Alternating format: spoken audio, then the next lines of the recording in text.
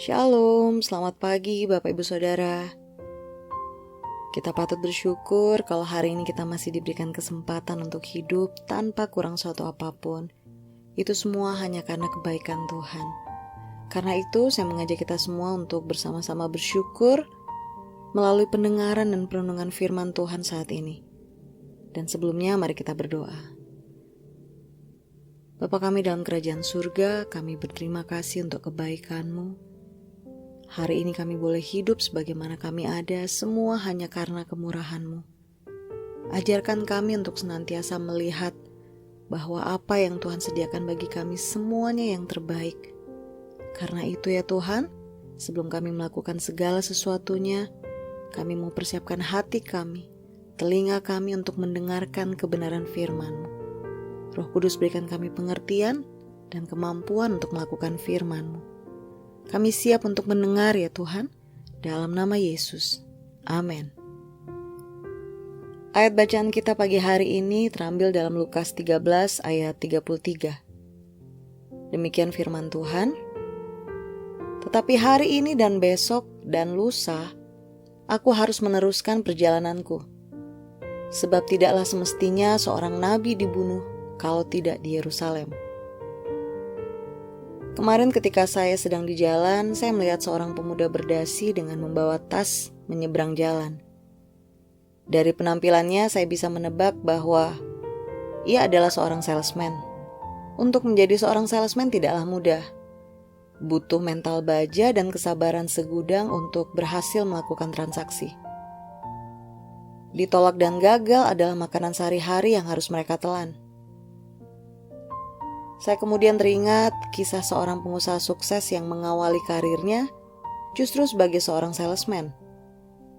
Dia menjalani pekerjaan itu tidak kurang dari 5 tahun di kota besar yang sama sekali asing baginya.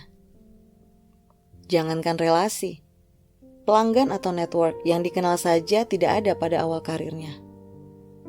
Tetapi kegigihan dan fokus pada tujuan membuatnya mampu bertahan. Saya sendiri ditolak tidak apa-apa. Tidak boleh ada beban dalam menjual. Jika ada beban, maka kita akan menemui masalah ketika ditolak. Saya bekerja sebagai sales. Tugas saya menawarkan barang. Jika yang satu tidak mau, masih ada ratusan orang lain yang mungkin mau. Begitu katanya. Dan dengan kegigihannya, akhirnya dia bisa menjadi seorang pengusaha sukses dengan karyawan ratusan orang saat ini. Hal yang sama pun dilakukan oleh Tuhan Yesus semasa di dunia. Bukan 1-2 kali Yesus mengalami penolakan, baik saat mengajarkan Injil maupun ketika melakukan mujizat. Ada yang pernah berniat menjatuhkannya dari tebing, ancaman dibunuh Herodes jika masih bersikeras memasuki Yerusalem, persekongkolan orang Farisi yang gerah atas sepak terjang Yesus untuk mencobai, bahkan untuk membunuhnya. Tapi semuanya tidak menciutkan nyali Yesus untuk terus melakukan pelayanan. Mengapa? Karena dia datang untuk menyelesaikan kehendak Bapanya, bukan hal lain. Tetapi hari ini dan besok dan lusa, aku harus meneruskan perjalananku. Itulah kehendak Bapa dan itu menjadi fokus Yesus. Maka penolakan, gugatan dan ancaman-ancaman tidaklah menjadi kendala baginya. Bahkan ketika dia disiksa dan wafat di kayu salib, semua dia lakukan dengan patuh. Karena itulah kehendak Bapa yang mengutusnya untuk turun ke bumi demi menyelamatkan kita semua dari kematian. Penolakan dan berbagai kegagalan dalam hidup jangan sampai membuat kita patah semangat. Sebaliknya, justru harus dijadikan pengalaman dan pembelajaran berharga agar kita bisa mencapai tujuan. Pengusaha yang saya ceritakan di awal berkata, "Saya bersyukur jadi sales karena bisa berkeliling kemana-mana. Dan dari situ saya justru belajar kenapa mereka menolak untuk membeli produk kami. Ya, menghadapi kegagalan pun pantas disyukuri, karena ada banyak hal yang bisa kita pelajari dari kegagalan. Jika Thomas Alva Edison cepat menyerah, kita mungkin belum menikmati lampu hingga hari ini. Dan jika Yesus menyerah saat menghadapi tekanan dan penolakan, maka kita pun tidak akan selamat dan tidak dapat merasakan hadirat Tuhan yang luar biasa hingga hari ini. Kehendak Tuhan dalam hidup kita adalah yang terbaik buat kita. Meskipun dalam perjalanannya terkadang kelihatannya sulit dan penuh hambatan.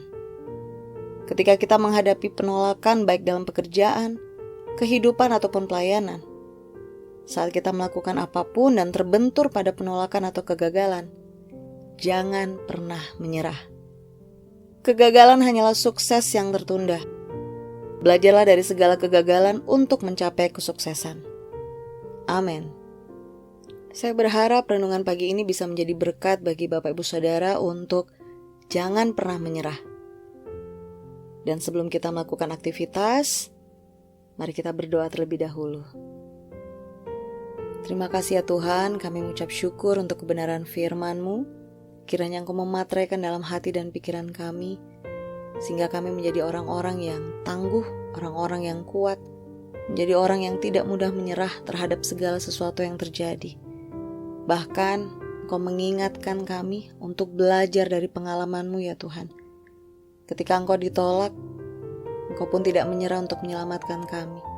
Sebab itu Bapa, kami percaya hari ini Roh Kudus memampukan kami untuk menjadi orang yang lebih lagi bersemangat menjalani hidup.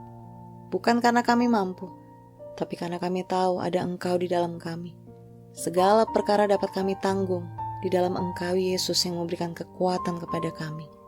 Terima kasih ya Roh Kudus, kami siap untuk menjalani hari ini. Demi Yesus Kristus, kami sudah berdoa. Amin. Selamat beraktivitas Bapak Ibu Saudara. Tuhan Yesus memberkati.